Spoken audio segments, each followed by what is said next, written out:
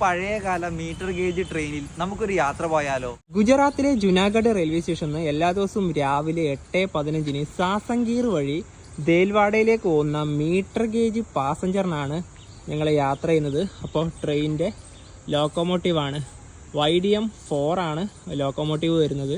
അപ്പോൾ ആ ഒരു പഴയ കോച്ചുകളാണ് ഈ തൊട്ട് മുന്നിലായി കാണുന്നത്. ട്രെയിൻ പുറപ്പെടാൻ ഒരു അരമണിക്കൂർ കൂടെ ഉണ്ട്. 2002-2001 കാലഘട്ടത്തിൽ നിർമ്മിച്ച കോച്ചുകളാണ് ഈ ട്രെയിനുള്ളത്.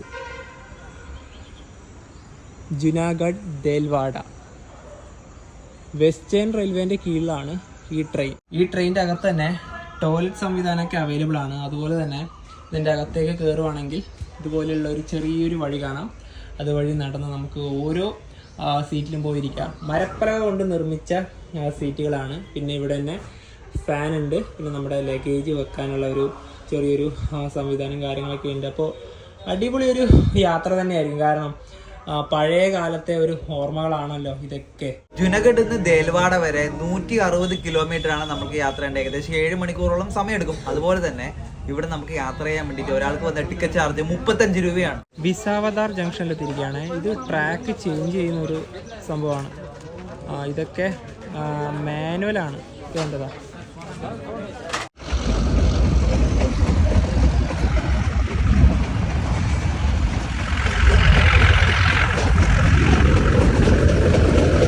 ട്രെയിൻ ഇപ്പോൾ സസംഗീർ റെയിൽവേ സ്റ്റേഷനിലെത്തിയ ഒരു ക്രോസിംഗ് ആണ്. വെരാവൽ അമ്രേലി പാസഞ്ചർ.